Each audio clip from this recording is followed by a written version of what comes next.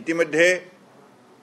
যোৱা 11 বছৰে তেখেতৰ সবল নেতৃত্বত ভাৰতবৰ্ষক যেনেধৰণে শক্তিশালী কৰি তুলিলে সকলো ক্ষেত্ৰতেই উন্নয়নৰ বাবে যিখিনি গুৰুত্বপূৰ্ণ পদক্ষেপ ল'লে তাৰ বাবে আজি ভাৰতবৰ্ষই বিশ্বৰ চতুৰ্থ বৃহৎ অৰ্থনীতি হিচাপে নিজৰ পৰিচয় দাঙি ধৰিবলৈ সক্ষম হৈছে আৰু ভাৰতবৰ্ষৰ অন্যান্য অঞ্চলৰ লগতে উত্তৰ পূৰ্বাঞ্চলৰ যেনেধৰণৰ উন্নয়ন সম্ভৱ হৈছে আৰু এই কথাবিলাক আজি তাৰিখত সকলোৱে উপলব্ধি কৰিছে মাননীয় প্ৰধানমন্ত্ৰী ডাঙৰীয়াই উত্তৰ পূৰ্বাঞ্চলক বিশেষভাৱে গুৰুত্ব প্ৰদান কৰাৰ বাবে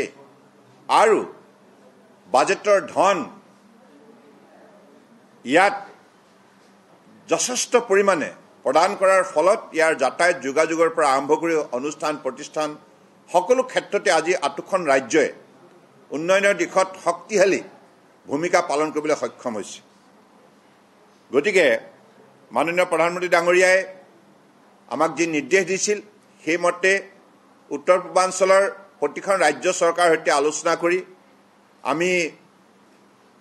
যোৱা বছৰটোত প্ৰায় 1000 কোটি টকাৰ কাম আৰম্ভ কৰিলোঁ আৰু ইয়াৰ প্ৰায় 300 কোটি টকাৰ কাম সম্পূৰ্ণ হ'ল আৰু 1000 কোটি টকা কাম ইতিমধ্যে বিভিন্ন পৰ্যায়ত আছে গতিকে আমি আশা ৰাখিছোঁ যে উত্তৰ পূৰ্বাঞ্চলত যেটো জলপথ আছে এই জলপথক ৰাজ্য চৰকাৰৰ সৈতে মিলি আমি সঠিকভাৱে ইয়াক ব্যৱহাৰ কৰিলে আমাৰ অৰ্থনৈতিক উন্নয়নৰ ক্ষেত্ৰত এটা বিশেষ আমাৰ লাভান্বিত হ'ম